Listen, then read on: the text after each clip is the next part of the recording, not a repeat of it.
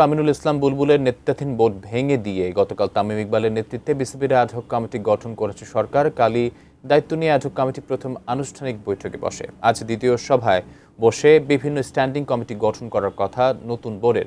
মিরপুর থেকে বিস্তারিত জানাচ্ছেন সহকর্মী মাহমুদ ইব্রাহিম। মাহমুদ, আপনার কাছ থেকে জানতে চাচ্ছি, দ্বিতীয় দিনের বৈঠকের কি তথ্য আছে আপনার কাছে জানাবেন। বাংলাদেশে আসছে পাকিস্তান ক্রিকেট দল, বাংলাদেশের বিপক্ষে পূর্ণাঙ্গ সিরিজ খেলবে পাকিস্তানি দল।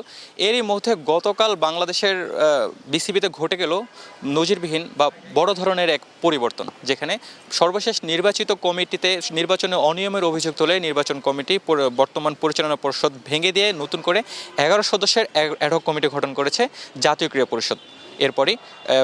এরপরই আসলে যে অ্যাডহক কমিটির নেতৃত্বে রয়েছেন বাংলাদেশের সাবেক অধিনায়ক তামিম ইকবাল। ঘোষণার পরপরই সন্ধ্যা নাগাদ বিসিবিতে গুরুত্বপূর্ণ এক সভায় 11 সদস্য নিয়ে গুরুত্বপূর্ণ সভা করেন দায়িত্বপ্রাপ্ত তামিম ইকবাল। তার মধ্যে 5-6 জন সরাসরি উপস্থিত থাকলেও বাকি 5 জন আসলে অনলাইনে যোগ দিয়েছে। সেখানে গুরুত্বপূর্ণ নানা দিক নিয়ে আলোচনা হয়েছে। এরপর তামিম ইকবাল গণমাধ্যমের সঙ্গে কথা বলতে গিয়ে তার এই 3 মাসের পরিকল্পনা তুলে ধরেছেন।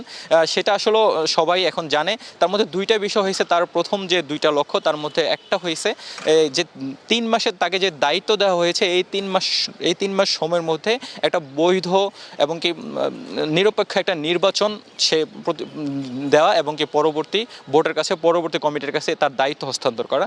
এছাড়া সে আরেকটি কথা অবশ্য বলেছেন যে গত 1.5 বছরে বাংলাদেশ ক্রিকেটের যত কিছু ঘটে গেছে, তাতে বাংলাদেশ ক্রিকেটের আসলে অনেকভাবে ভাবমূর্তি ক্ষুণ্ণ হয়েছে। তার এটাও একটা লক্ষ্য থাকবে যে এই যে রেপুটেশন ড্যামেজ হয়েছে সেটা তিনি রক্ষা করে আনতে চেষ্টা করবেন এই 3 মাসের মধ্যে।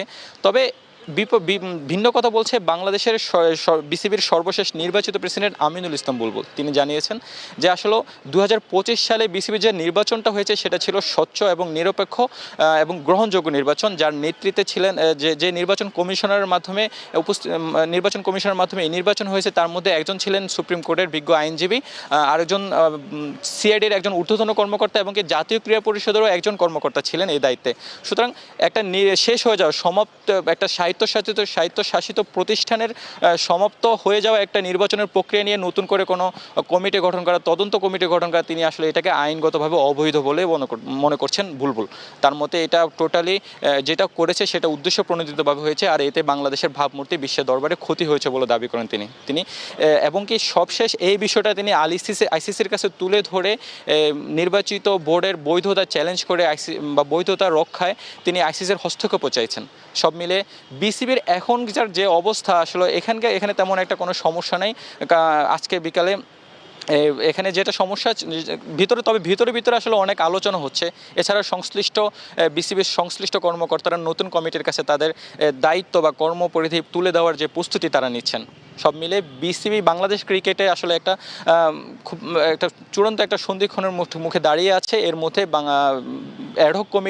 গঠিত অ্যাডহক কমিটির সভাপতি তামিম ইকবাল আজকে বিকেলে আবার 11 সদস্যকে নিয়ে মিটিং ডেকেছেন।